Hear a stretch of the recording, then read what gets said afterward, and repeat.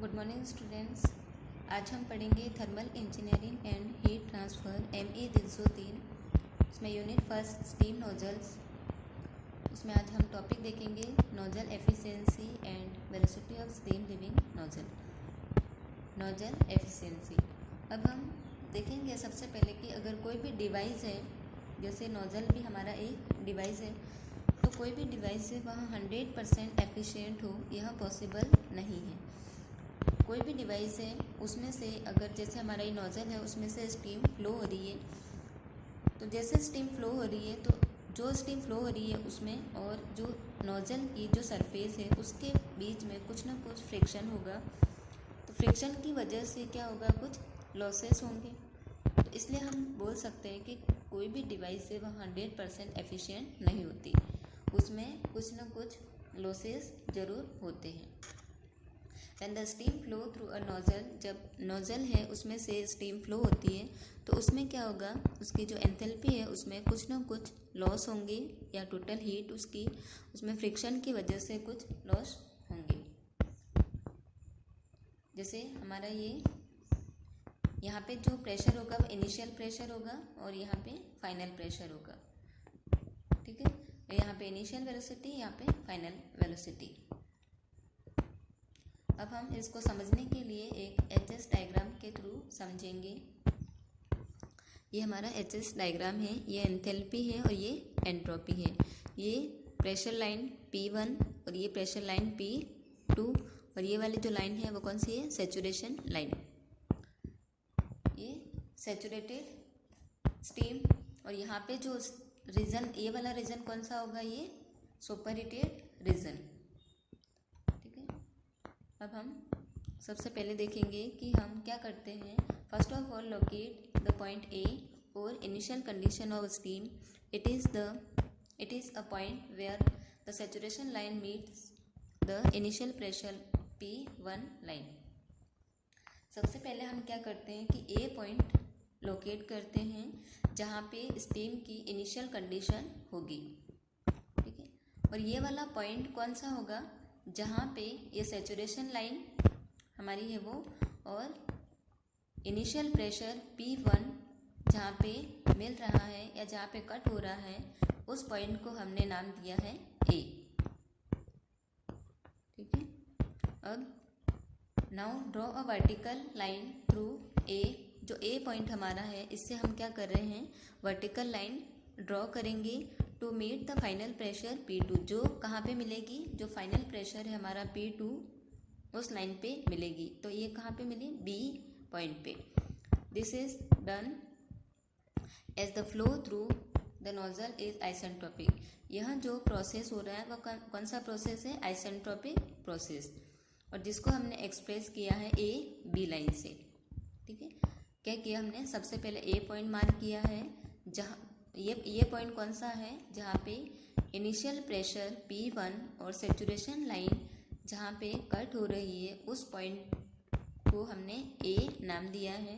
उसी A point से हमने क्या किया, एक वर्टिकल लाइन ड्रॉ की जो कहाँ पे कट हो रही है, जो फाइनल प्रेशर है हमारा P2 उस लाइन पे कट होगा। तो ये वाला पॉइंट कौन सा है, B। तो ये वाला जो प्रोसेस हमारा कौन सा कहलाएगा, आइसेंट्रोपिक प्रोसेस, जिसको हमने एक्सप्रेस किया है लाइन A B से। द हीट ड्रॉप, जो हीट ड्रॉप हुआ A के रेस्पेक्ट में हम देखें ये क्या आएगा, H1 और B के रेस्पेक्ट में H2।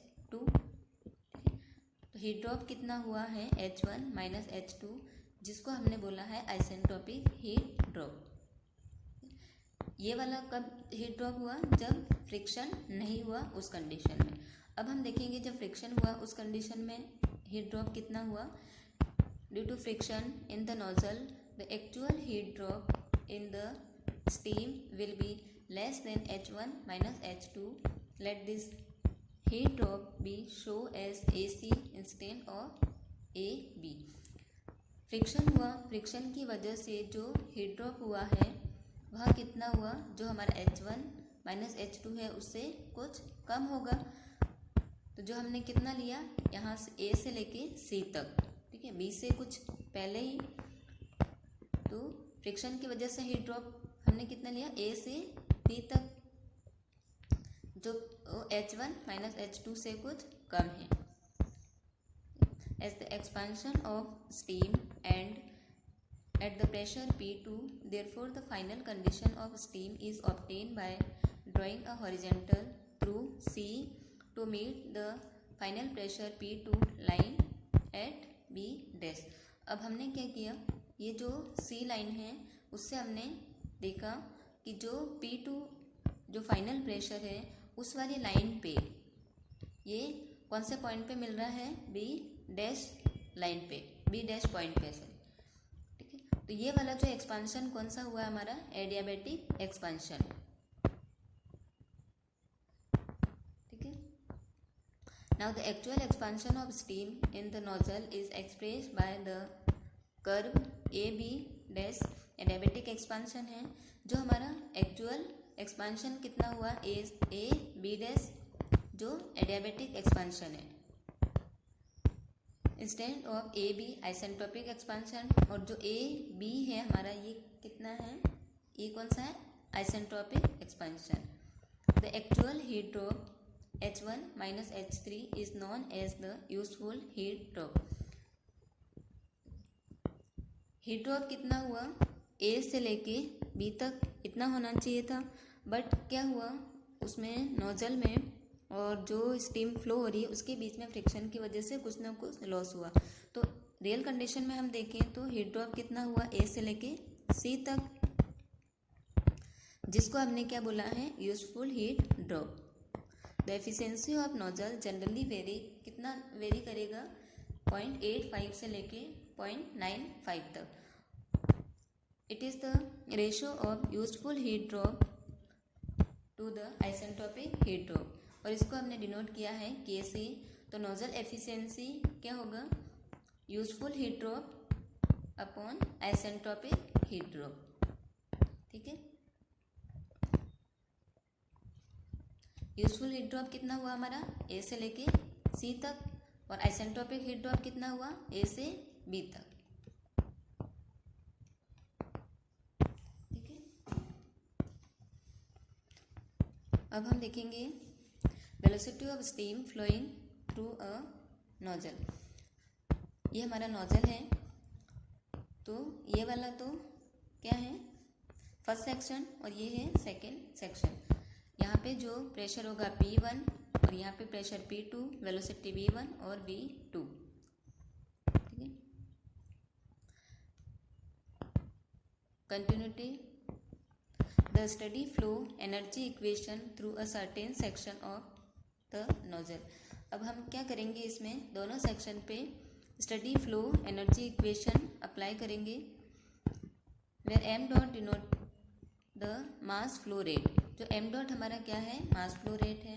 इसमें V1 है और velocity of steam at the entrance of nozzle in meter per second. V1 क्या है, वेलोसिटी ऑफ स्टीम, जो भी स्टीम फ्लो हो रही है उसकी वेलोसिटी कहाँ पे, एंट्रेंस पे. और V2 हमारी एग्जिट पे जो वेलोसिटी होगी कहाँ, और H1 एंथैल्पी और total heat of steam entering the nozzle, kilo joule पर kg. और H2 हमारा क्या हो जाएगा, enthalpy of total heat of steam exit, कोई भी सेक्शन, जैसे ये वाला सेक्शन हमारा एग्जिट का है तो यहाँ पे जो एंथैल्पी होगी वो H2. अब हम क्या करेंगे, study flow energy equation apply करेंगे. स्टडी फ्लो एनर्जी इक्वेशन क्या होती है, H1 प्लस V1 का square upon 2 plus GZ1 plus Q1, ये हमारा फर्स्ट सेक्शन पे हुआ और ये वाला सेकंड सेक्शन पे. तो सेकंड सेक्शन पे क्या हो जाएगा, H2 प्लस V2 का square plus GZ2 plus W. Q तो हीट है और W जो वर्क मिलता है वह. ये आइसेंट्रोपिक हीट ड्रॉप है, तो उसकी वजह से ना तो हम उसमें हीट ऐड कर सकते हैं, ना ही हीट रिजेक्ट होती है, और उसमें हमें कोई वर्क भी नहीं मिलता है. उस वजह से ये Q भी जीरो हो जाएगा और ये जो वर्क है वो भी जीरो हो जाएगा. और GZ1 क्या है, पोटेंशियल एनर्जी, तो ये भी जीरो हो जाएगा. ठीक है, अब हमारा बच्चा क्या है, H1 प्लस V1 का square upon 2 is equal to H2 plus V2 का स्क्वायर अपॉन 2। और इसमें क्या होगा कि जैसे पहले हम पढ़ चुके हैं कि जो भी नोजल है या कोई भी डिवाइस है उसमें कुछ ना कुछ लॉस होंगे, तो हमने यहाँ पे प्लस लॉसेस, जो भी लॉसेस होंगी वहाँ।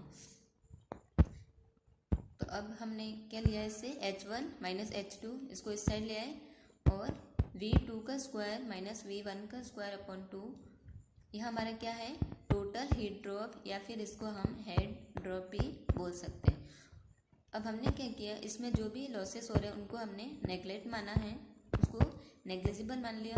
तो अब हमारा क्या आया, V1 का स्क्वायर V2 का स्क्वायर माइनस V1 का square upon 2 is equal to H1 minus H2। ठीक है, H1 माइनस H2 है वो किस में हमने लिया, किलो जूल पर केजी। अगर इसको हम जूल पर केजी में लेते हैं तो क्या आ जाएगा, V2 का स्क्वायर माइनस V1 का square is equal to 2 into 1000 multiply में H1 माइनस H2। ठीक है, अब V2 का स्क्वायर क्या आ जाएगा, V1 इस साइड चला जाएगा, V1 का स्क्वायर प्लस 2000 मल्टीप्लाई में H1 माइनस H2। तो यहाँ पे जो स्क्वायर हटेगा तो यहाँ पे रूट आ जाएगा। और अब हमने क्या किया, H1 माइनस H2 को हमने ले लिया HD। ठीक है, अब हम क्या करते हैं इसमें कि जो इनिशियल वेलोसिटी है V1 वो नेग्लिजिबल मानते हैं, क्योंकि वहाँ V2 के कंपैरिजन में बहुत कम होती है। तो उसकी वजह से हम जो इनिशियल वेलोसिटी है V1 उसको हम नेग्लेक्ट मान सकते हैं। तो अब हमारा क्या आ जाएगा, यहाँ पे formula V2 is equal to root के अंदर 2000 HD क्या है, H1 माइनस H2। वेलोसिटी है, इसका यूनिट क्या होगा, मीटर पर सेकेंड। तो इससे हम क्या निकाल सकते हैं, कोई भी नोजल है तो उसके द्वारा जो भी स्टीम एग्जिट हुई है उसकी अगर वेलोसिटी हमें डिटरमाइन करनी है तो हम इस फॉर्मूले से निकाल सकते हैं। ठीक है, कोई भी जैसे नोजल है उसके द्वारा स्टीम एग्जिट हुई है तो उस स्टीम की अगर हमें वेलोसिटी अगर डिटरमाइन करनी है तो हमारा ये वाला फार्मूला अप्लाई होगा और उसी से न्यूमेरिकल सॉल्व होंगे। ठीक है, आज के लिए बस इतना ही, धन्यवाद।